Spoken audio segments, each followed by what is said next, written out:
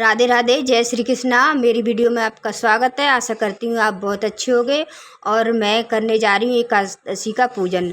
तो ये कृष्ण पक्ष की एकादशी है। दिन है शनिवार और 28 तारीख है पितृपक्ष, और ये इंदिरा एकादशी है। तो इसमें शालिग्राम की पूजा होती है और शालिग्राम मेरे पास नहीं है, तो मैं लड्डू गोपाल की ही पंचामृत से स्नान करा के और उनकी सेवा पूजन करूँगी। तो पीला कपड़ा बिछा लिया है मैंने। अब इस आसन दे दूंगी सबसे पहले गणेश जी को। तो काले तिल का आसन देंगे हम। तो मैंने काले तिल का आसन दे रही हूँ पहले गणेश जी को और भगवान जी को और कलश को। तो मेरे पास ये मूर्ति है गणेश लक्ष्मी की, तो मैं इनको विराजमान कर लूँगी क्योंकि इसमें गणेश जी हैं, तो इस वजह से मैं इनको विराजमान कर लूँगी। मेरे पास सत्यनारायण की तस्वीर है, तो मैं इनको भी विराजमान कर लूँगी और अपने गोपाल जी को, क्योंकि शालिग्राम के रूप में हम अपने गोपाल जी को बिठा लेंगे पंचामृत से स्नान करा के। इन्हीं को हमें पंचामृत से स्नान करा देंगे और इन्हें तो हम कराते ही रहते हैं, क्योंकि शालिग्राम हर एक किसी के पास नहीं होते और गोपाल जी सबके घर पे मिलेंगे। तो मैंने थाली तैयार कर ली है दीपक के लिए, इसमें दीपक रख लिया है। इसी तरीके से स्वास्तिक बना लेंगे, गणेश जी के रूप में स्वास्तिक होता है, और घी डाल लेंगे। फिर हम कलश को तैयार कर लेंगे स्वास्तिक बना के।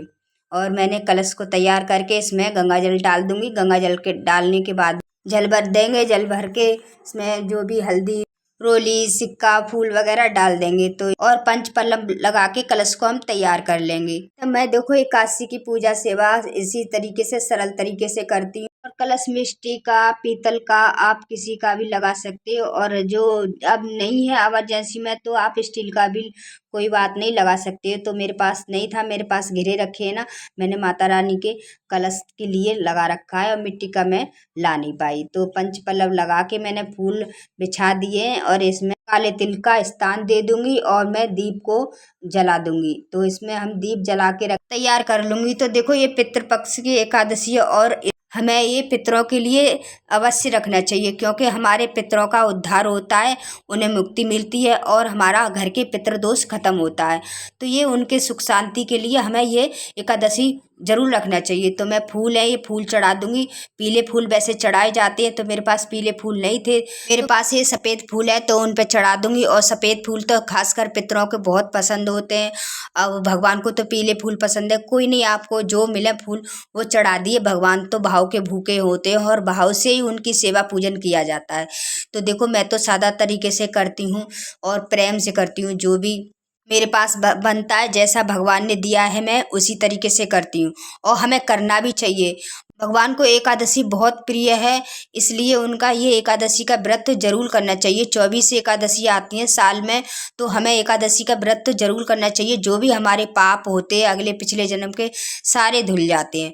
तो मैंने उन गणेश भगवान को जनेऊ चढ़ा दिया है और भगवान जी को कलावे रूप में वस्त्र चढ़ा दूंगी और चंदन रोली से उनका टीका कर दूंगी। काले तिल चढ़ा के धूप दीप दिखा दूंगी। तो आज के दिन शालिग्राम की पूजा होती है और उनको भोग लगता है तिल और गुड़ का। तो तिल और गुड़ का भोग लगाएंगे। देखिए भगवान की पूजा में तो थोड़ी बहुत इधर उधर गलतियां होती रहती। हम इंसान, कुछ ना कुछ भूल हो ही जाती है हमसे। कहीं कुछ भूल, हम कितना भी याद से चढ़ाएं फिर भी कुछ ना कुछ इधर उधर हो ही जाता है। तो देखिए ऐसी कोई बात नहीं है, भगवान भाव के ही भूखे होते हैं। तो हमें भाव से ही उनको सब कुछ चढ़ाना चाहिए। जैसा हम पे आ रहा है वैसे उन्हें भाव रूप से उनको अर्पण करना चाहिए। तो मेरे पे ये केले हैं, तो केले का भोग लगा दूंगी और गुड़ और तिल। तो गुड़ और तिल का आज जरूरी है इनके लिए, इनका ही भोग लगता है। तो मैं गुड़ तिल का भोग लगा दूंगी। और जो पूजा में जो भी कमी हो जाती है उसके लिए हमें दक्षिणा चढ़ा देनी चाहिए। तो हमने दक्षिणा चढ़ा दी है और फिर हम पढ़ेंगे कथा। तो हाथ में थोड़े से तिल लेके और फिर हमको कथा पढ़नी चाहिए। कथा पढ़ने से, सुनने सुनाने से बहुत लाभ होता है और हमें कथा जरूर पढ़नी चाहिए। इंदिरा एकादशी में एक राजा था, उनके पिता थे, उनने बहुत पुण्य किए। कुछ गलती की वजह से, कोई पाप होने से उन्हें यमलोक मिला। नारद जी उस राजा के पास गए, राजा से बोला तुम इंदिरा एकादशी करो, यमलोक में तुम्हारे पिताजी बहुत दुखी हैं, उनका उद्धार होगा। तो राजा ने इंदिरा एकादशी करी।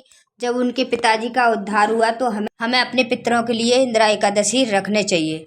तो आज के लिए इतने ही। मेरी वीडियो अच्छी लगी तो लाइक करना, सब्सक्राइब करना। राधे राधे।